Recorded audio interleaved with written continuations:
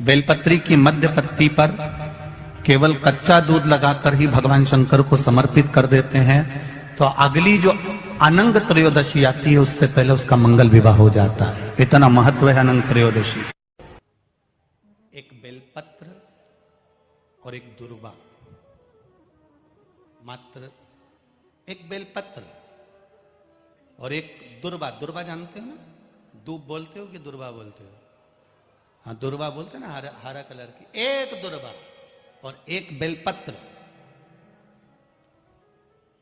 प्रयास करना जिंदगी में एक बार, जिन बेटा बेटी का मंगल विवाह नहीं हुआ हो और जिसको लगता है कि भगवान शादी हो तो ऐसी जगह हो जहां हमारा आदर हो, सम्मान हो, सत्कार हो, जहां लोग हमारा आदर करें, सम्मान करें, सत्कार करें, ऐसी जगह विवाह हो जहां आदर सम्मान मिले। एक दुर्वा, एक बेलपत्र, जो सोमवार की अष्टमी के दिन नंदीश्वर का स्पर्श कराकर, नंदी का स्पर्श कराकर, जलाधारी का स्पर्श कराकर शिवलिंग के ऊपर समर्पित कर देता है, उसको जो वर प्राप्त होता है और घर प्राप्त होता है वह अच्छा ही प्राप्त होता है। अदालत तक नहीं जाना पड़ता, तलाक तक बात नहीं पहुंचती और उसके घर में सुख और समृद्धि रहती। क्या क्या चढ़ाना है, जम के बोलो जरा। एक दुर्वा, जिस लड़का लड़की का विवाह नहीं होता ना, तो सोमवार के दिन उसको शमी पत्र के नीचे बिठाकर और शमी के वृक्ष के नीचे बिठाकर शमी वृक्ष के जड़ की मिट्टी का तिलक लगाकर हाथ में शमी वृक्ष के हाथ में लड़का या लड़की के हल्दी लगाकर शमी वृक्ष पर छापे लगाकर और वहीं पर उसका मीठा मुंह करा दिया जाता है, तो 3 महीने में विवाह हो जाता है। स्कंद पुराण। बेटियों के विवाह में या बेटों के विवाह में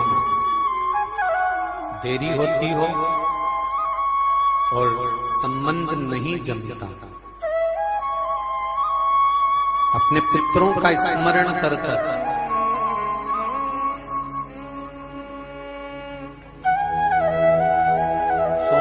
सोमवार शिवलिंग पे जल चढ़ाने से पहले पीठिका पर 7 बार जल घुमाने के बाद शिवलिंग पर अगर चढ़ाया जाए तो उस बेटा बेटी का संबंध 3-4 महीने में बाबा की कृपा से जम ही जाता है।